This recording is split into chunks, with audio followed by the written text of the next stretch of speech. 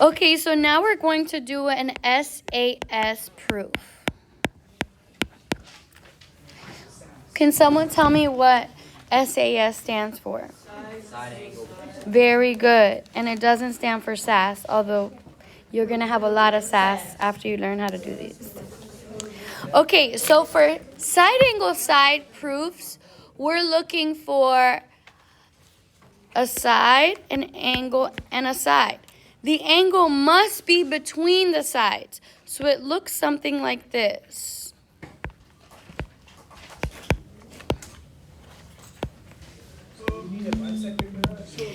The angle that's congruent, the pair of angles that's congruent, must be in between two congruent pairs of sides. Notice I keep talking about pairs, right? When you're looking at side angle side proofs or any triangle congruence proofs, we're looking for a pair of sides, a pair of angles, and another pair of sides. This is enough information to prove that the triangles are congruent. We don't need to know what the third side is. We're not doing SSS.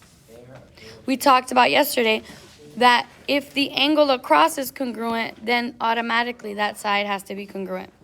So we can use this as a shortcut and say, you know what? All I need is SAS, and that's enough to prove the triangles are congruent.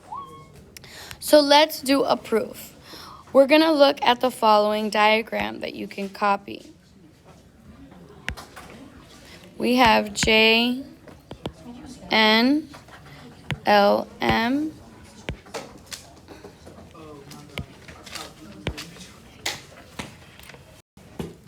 Okay, we are given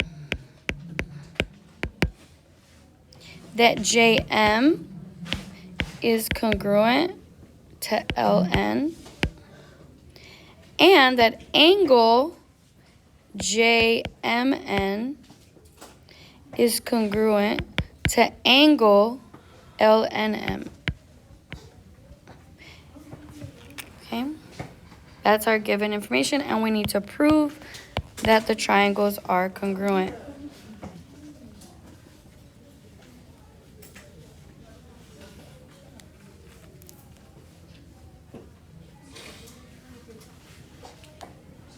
We need to prove that triangle JMN is congruent to triangle LNM.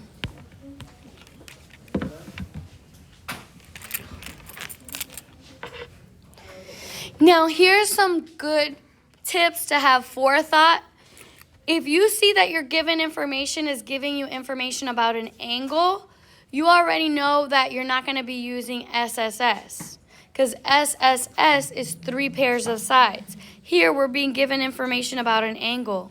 That is already showing you we're going to use either SAS, later on ASA, AAS. Okay? The first step is always to mark your diagram with the given information. So we are given that JM is congruent to LN. So we're going to mark that. We are given the angle JMN. Now, when you're marking an angle, the middle letter is where the angle goes. So we follow the order J from J to M to N. We're talking about this angle right here. And then LNM, we're going from L to N to M. So we're talking about this angle. You mark the diagram with the arcs. That middle letter is very important because that's where you put the arc. The other 2 letters are also important because it tells you which side to mark. Because you notice there's 2 parts to that side. Okay. Any questions so far? Okay, so our goal when we're using an SAS proof is to find a 1 pair of sides that are congruent, 1 pair of angles, and another pair of sides. So who can tell me what the first S is? Very good. And what is the reason for that? Very good. JM is congruent to LN, and we were given that information. Who can tell me what we put for A?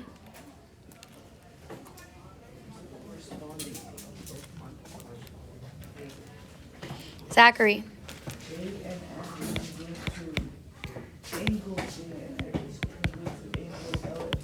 Very good. And what is the reason? Very good. Now we're missing a third S.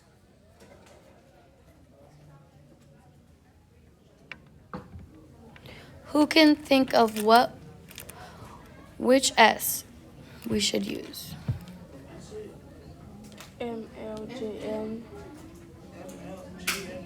Okay, I like that you guys said that because some students, you guys want to say that this side is equal to this side, but how do we know that?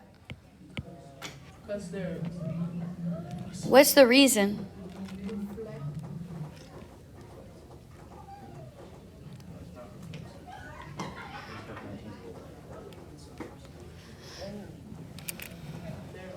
We don't know what kind of shape this is, right? We don't know if it's a rectangle. It looks like one, but it's not accurate. A rectangle, opposite sides have to be congruent. We weren't given any information. We just know that it's four-sided, so it's a quadrilateral.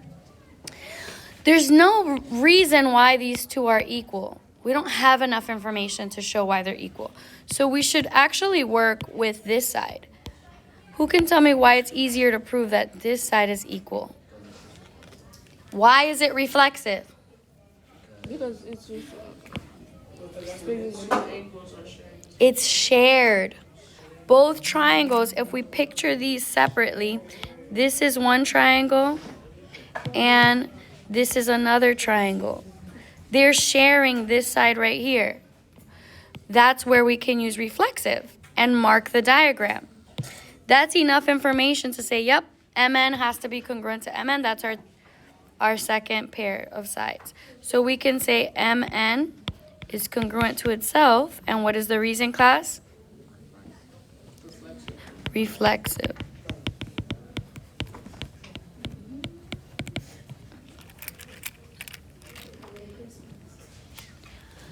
So now we have side angle side. Notice we have a side here, and the angle is in between. We have a side here and a side here, and the angle is in between. We don't even need to know what these sides are. We have enough information. Side, angle, side. Side, angle, side. So now we can say, yep, the triangles are congruent. We need to make our final statement. Triangle JNM is indeed congruent to triangle LNM by SAS.